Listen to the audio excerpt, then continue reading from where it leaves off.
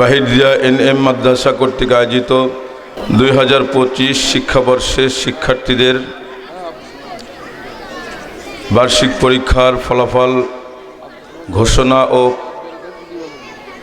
অবস্থান অর্জনকারীদের পুরস্কার বিতরণী অনুষ্ঠান। উপস্থিত আছেন ওলামা ইকরাম,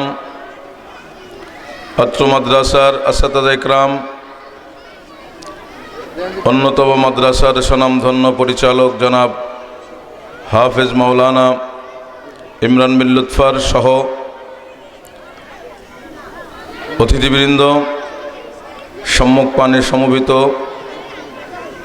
কলিজার টুকরা সন্তানতুল্য ছাত্রছাত্রীরা ও অভিভাবকবৃন্দ, দেশ ও জাতি গঠনের একটি উল্লেখযোগ্য কারখানা মাদ্রাসার ভিতরে এসে গুরুত্বপূর্ণ সময় থেকে একটু সময় দেওয়ার তৌফিক দান করেছেন। আমরা সকলে শুকরিয়া দান বলি আলহামদুলিল্লাহ। সম্মানিত উপস্থিতি, বাহিরিয়া এনএম মাদ্রাসা আমার কাছে মনে হয় ফকিরহাটবাসীর জন্য একটি নিয়ামত। দিন ও আধুনিকতার সমন্বয়ে সন্তানরা যে যথাযথ অবস্থান অর্জন করতে পারে সেটা আমরা প্রমাণ পেয়েছি বাহিরিয়া এনএম মাদ্রাসার মতো শিক্ষা প্রতিষ্ঠানের মাধ্যমে। আমরা সবাই জানি একটি প্রবাদ আছে, মনীষীদের একটি বক্তব্য আছে, শিক্ষায় জাতির মেরুদণ্ড।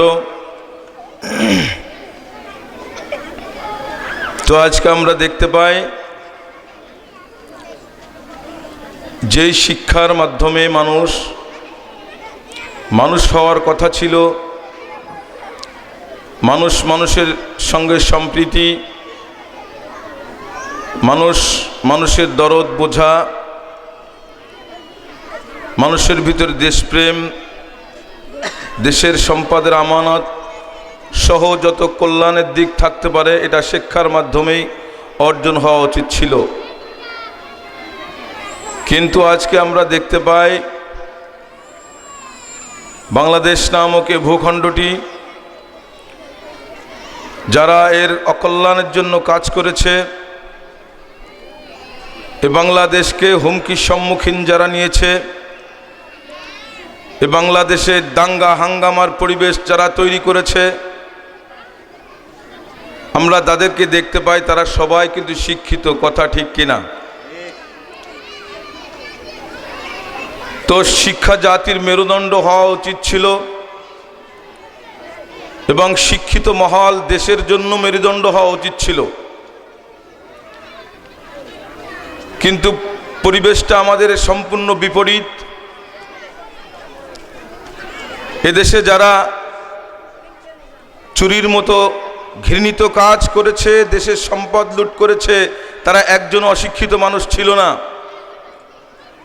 দেশের সম্পদ যারা বিদেশে পাচার করেছে তারা কেউ একজন অশিক্ষিত মানুষ ছিল না, প্রত্যেকের ডিগ্রি ছিল। কিন্তু এই ডিগ্রিধারী মানুষগুলো কেন দেশের জন্য এরকম হুমকি হয়ে দাঁড়ালো? এজন্যই হুমকি হয়ে দাঁড়িয়েছে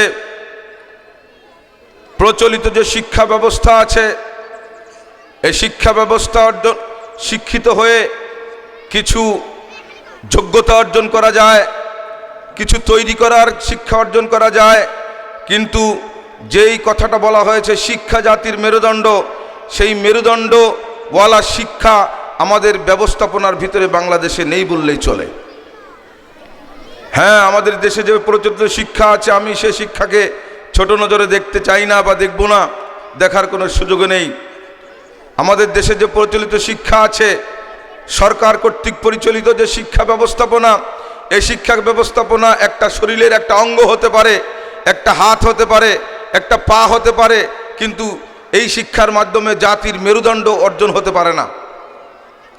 তো সম্মানিত উপস্থিতি, আজকে আমরা দেখেছি আমাদের দু একদিনের ভিতরে সবথেকে ভাইরাল বাংলার জমিনে যেই আমাদের হৃদয় বিদারক একটি স্পর্শকাতর ঘটনা ঘটে গিয়েছে।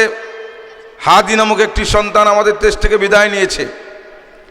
এই হাদি সম্পর্কে আমরা সবাই কম বেশি জানি। হাদি কোনো গোষ্ঠী না, হাদি শুধু একজন ব্যক্তি মাত্র। হাদি এমন কোনো বয়সের মানুষ না, হাদি একজন মানুষ মাত্র। তারপরও হাদির জন্য সকলের দরদ, হাদির জন্য সকলের পুড়তেছে। দলমত নির্বিশেষে হাদির জানাজায় সবাই শরিক হয়েছে। এর কারণ হচ্ছে হাদি নিজেকে যোগ্যতার উন্নত শিখরে পৌঁছতে সক্ষম হয়েছে। আর হাদি যে তাকে এই দেশের একজন যোগ্য নাগরিক হিসেবে তৈরি করতে সক্ষম হয়েছে, তার জন্য সবথেকে বেশি সহযোগিতা ছিল এইরকম একটি NM মাদ্রাসার মতো একটি মাদ্রাসা। হাদির জীবনী তালাশ করলে দেখা যাবে হাদি প্রথম বয়সে হেফজখানায় পড়েছে।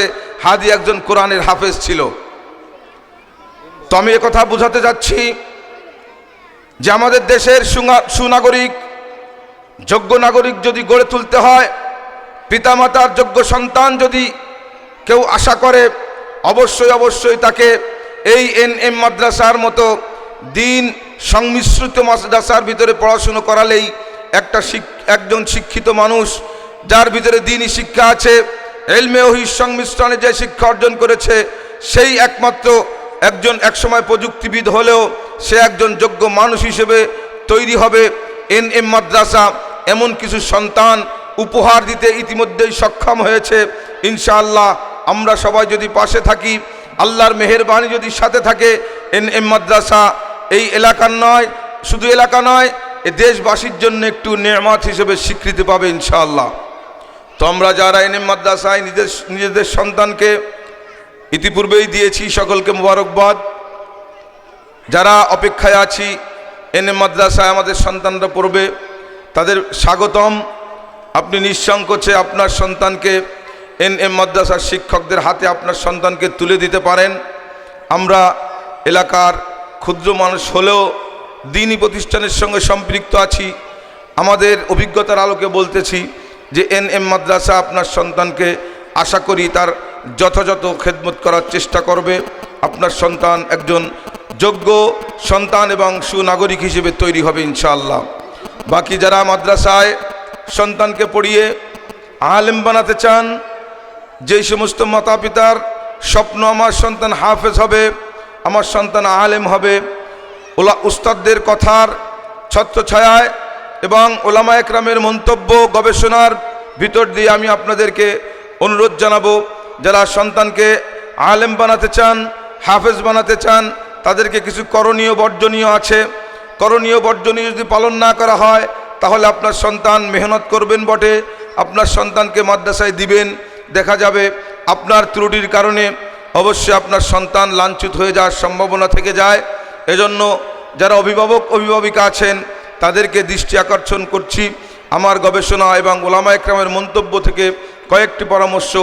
1 নম্বর, যারা সন্তানকে আলেম বানাতে চান তাদেরকে একেবারে গুরুত্ব দিয়ে নামাজি হতে হবে। গুরুত্ব সহকারে 5 ওয়াক্ত নামাজ আদায় করতে হবে।